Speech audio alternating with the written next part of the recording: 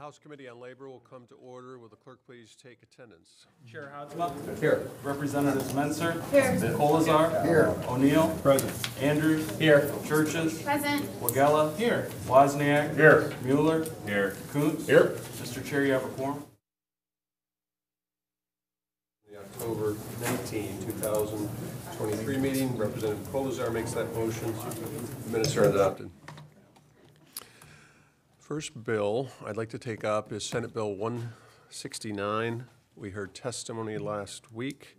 I understand Representative Kuntz has some amendments. Go ahead, Representative Kuntz.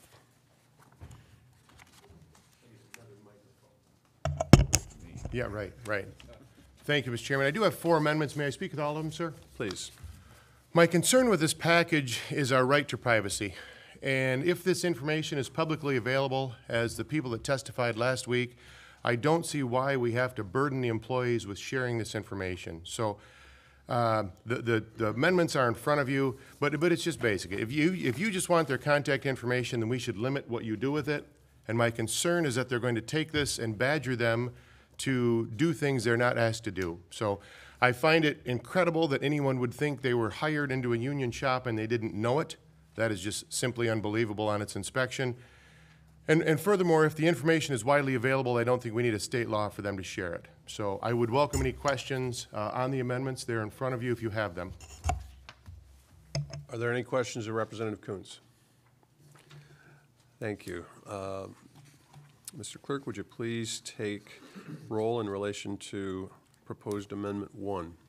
On the motion to adopt the amendment, Chair Hatzma. No. Representatives Menser. No. Colazar. No. O'Neill. No. Andrews. No. Churches. No. Wagella. No. Wozniak. Yes. Mueller. Yes. Kuntz. Yes? Mr. Chair, you have 3 yeas, 7 ayes, 0 pass. The amendment is not adopted. Thank you. Would you continue in relation to Amendment 2? Taking roll. On the motion to adopt the amendment, Excuse me. Chair Hatzma. Not taking roll, taking yeses and nos. No. Representatives Menser. No. Colazar. No. O'Neill. No. Andrews. No. Churches. No. Wagella. No. Wozniak. Yes. Mueller. Yes. Kuntz. Yes? Mr. Chair, you have 3 yeas, 7 ayes, and 0 pass. The amendment is not adopted. Thank you. Mr. Clerk, would you please take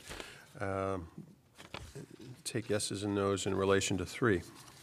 On the motion to adopt the amendment, Chair Hatzma. No. Representatives Menser. No. Colazar. No. O'Neill. No. Andrews. No. Churches. No. Wagella. No. Wozniak. Yes. Mueller. Yes. Kuntz. Yes? Mr. Chair, you have 3 yeas, 7 ayes, 0 pass. The amendment is not adopted. And Mr. Clerk, would you please do the same in relation to Amendment 4? On the motion to adopt the amendment, Chair Hatzma. No. Representatives Menser. No. Colazar. No. O'Neill. No. Andrews. No. Churches. No. Wagella. No. Wozniak. Yes. Mueller. Yes. Kuntz. Yes? Mr. Chair, you have 3 yeas, 7 ayes, 0 pass. The amendment is not adopted. Thank you. At this time, I'd entertain a motion to report out the S2 version of Senate Bill 169.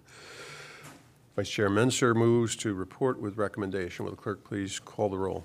On the motion to report, Chair Hatzma. Yes. Representatives Menser. Yes. Colazar. Yes. O'Neill. Yes. Andrews. Yes. Churches. Yes. Wagella. Yes. Wozniak. No. Mueller. No. Kuntz. No. Mr. Chair, you have 7 yeas, 3 nays, 0 pass. SB 169 is reported with recommendation. Thank you. At this time, we're going to hear testimony on House Bill 4729, sponsored by Representative Will Snyder. I welcome Representative Snyder to explain his legislation. Together with Representative Snyder is David Glotzbach from the Michigan Association of Fire Chiefs. Gentlemen, good morning. Good morning, and thank you, Chair Hatzma and members of the committee for having me today and allowing me to testify on House Bill 4729. You're welcome. My bill creates an equity in treatment for all firefighters in cases of respiratory or cardiac events that occur while on the job. Currently, this presumption of the event only applies to full-time positions. The bill would add to that protection, to part-time on-call or volunteer members of a fire department, of an airport authority, operated by a county, public airport authority, or state university or college. Part-time or on-call members of a police or fire department of a city, township, or village. Part-time on-call or volunteer members of a fire or public safety department of a city, township, or village, and part-time on-call volunteer members of a public fire authority, and also forest fire officers. Current law in Michigan, only about 72% of all firefighters do not qualify for the cardiac and respiratory coverage. This issue was tragically showcased just north of my district in Grant Township, Oceana County, during an incident that happened on November 18th, 2020, when firefighter Michael Buttendorp suffered a fatal cardiac event while driving a fire truck to a structure fire. He was only 40 years old, and his family was denied workers' compensation benefits after he suffered this fatal cardiac event. These men and women put their lives on the line every day for us, so let's make sure that we take care of their medical needs caused by the job, no matter how they are classified. So I am joined today by Dave Glotzbach, now recently retired Fire Chief of Muskegon Township Fire Department and former President of the Michigan Association of Fire Chiefs.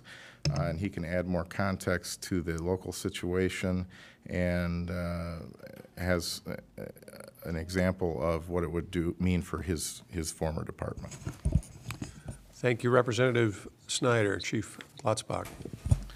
Thank you, committee and chair, for your time. This legislation truly does take care of an inequity in the service. When I was the chief of the fire department, I was a combination department. We have full-time and paid on-call staff. I could have two members, one full-time and one paid on-call, suffer the same exact injury on the same exact event, and one is presumed to be covered and the other one would not be. Leaving that non-full-time person burdened and their family burdened with the financial costs related to that injury, which occurred while actively working under the fire department.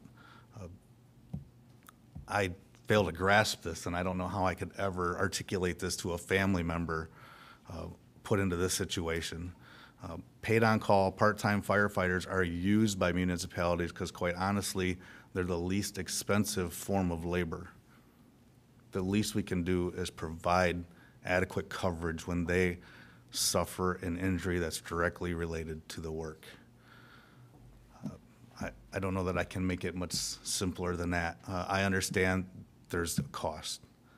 Currently, that cost is burdened to that family or that firefighter who's working at less than a full-time capacity for their community and are struggling to have to cover those bills on their own.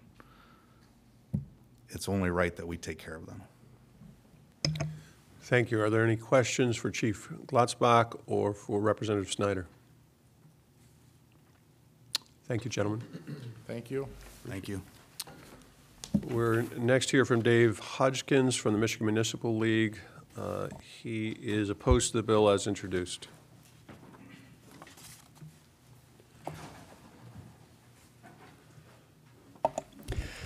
Thank you, Mr. Chairman and members of the committee. Dave Hodgkins with MML, and we do certainly appreciate the intent of this legislation. But as you mentioned, Mr. Chairman, we are opposed as introduced. And the reason for that is not anything to do with the intent, but really just the undefined, indeterminate cost that will subsequently be created on local units of government and their inability to really plan for something like this. And so while we appreciate that, I did testify on a similar piece of legislation over in the Senate, and at that time, I proposed a tool which I will bring up now, and that is the First Responders Presumed Coverage Fund, because that is, one, in existence, two, is funded on an annual basis already, and three, would mitigate our concerns.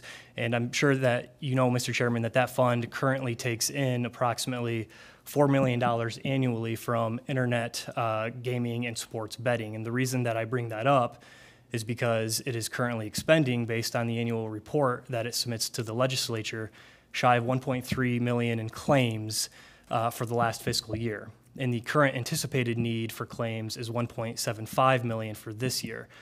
So from our perspective, Mr. Chairman, it stands to reason that if that fund is taking in twice as much as it is expending and was set up for a similar reason that this bill is trying to enact, that it seems logical that we could look to something like that to really implement the intent of this legislation. So again, we support, we appreciate the conversation that's going on and hear the things that were just said.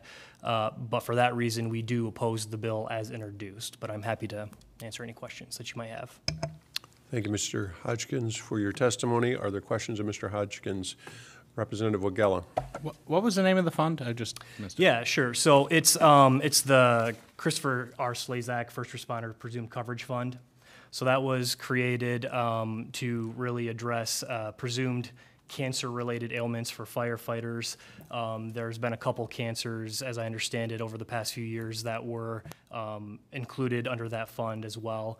And then a dedicated revenue source was added within the last few years from, it's actually two different areas, sports betting, $2 million, internet gaming, $2 million, $4 million total going in annually. And I can send you that information too. Other questions? Representative Kuntz. Sir, thank you, Mr. Chairman. Sir, there were 72% of firefighters don't qualify, to quote the thing.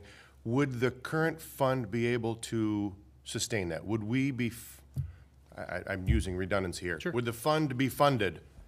Would we have enough money if those firefighters were added to this eligibility pool? So admittedly, that's difficult for me to say because that's what our concern is really with the bill at face value, is that there is that indeterminate cost structure that this will create on local units of government.